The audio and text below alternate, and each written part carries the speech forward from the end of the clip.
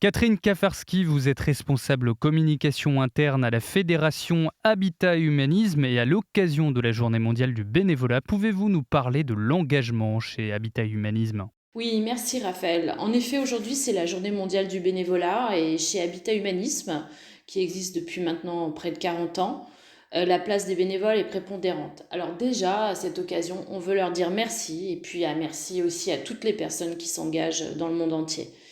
Alors c'est vrai que quand Bernard Devers a fondé Habitat Humanisme en 1985, toute l'action était portée par des équipes bénévoles. Aujourd'hui, dans les 58 associations en France, il y a à peu près 5600 bénévoles. On a bien sûr aussi des équipes salariées et on a vraiment encouragé le binôme salarié-bénévole chez nous avec des missions très diverses. Alors c'est vrai, on a trois branches d'activité, le logement, le soin et l'urgence. Et du coup, ça donne des missions de bénévoles très variées, donc qui s'articulent autour de l'accompagnement des familles et des personnes que nous logeons, aussi des personnes âgées dans les EHPAD. Ça peut être aussi autour des missions d'habitat et d'immobilier, puisque nous construisons et nous rénovons des logements partout en France. Ça peut être aussi des missions plus administratives, des missions fonction de support, des missions comptables, des missions autour de la finance solidaire, des ressources humaines. Bref, il y a une mission pour tout le monde. Alors, c'est vrai qu'aujourd'hui, beaucoup de nos bénévoles sont plutôt des retraités, mais on remarque qu'il y a de plus en plus de jeunes qui s'engagent, donc ça c'est plutôt une bonne nouvelle. Il y a aussi des personnes qui sont en recherche d'emploi, qui ont un peu de temps à consacrer, alors de manière un peu ponctuelle, mais qui parfois continuent aussi quand elles retrouvent une activité. Donc je dirais qu'il y a vraiment des possibilités pour tous. Et comment peuvent faire les auditeurs pour être bénévoles chez Habitat et Humanisme? Alors c'est très simple, Raphaël, hein, il faut aller sur notre site internet.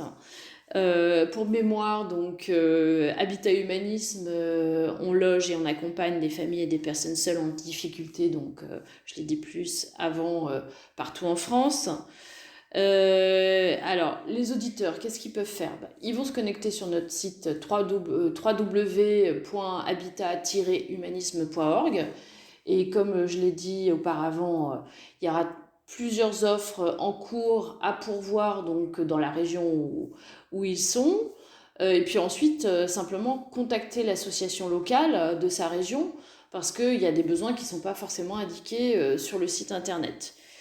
En fait, donc ce que je disais aussi, c'est un engagement selon ses possibilités. Donc voilà, ça peut être quelques heures par semaine, 2 jours par semaine. Voilà, tout est à mettre en place avec l'association locale. Et c'est vraiment un parcours qui est riche d'enseignements. On a une école de formation aussi. On fait des journées d'intégration quand les nouveaux bénévoles arrivent.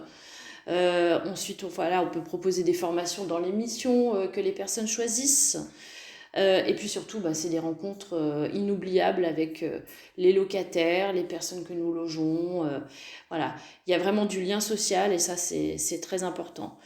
Il y a un autre projet aussi qu'on a développé, ce sont des tiers-lieux solidaires, notamment à Lyon et plus récemment à Laval et au Mans.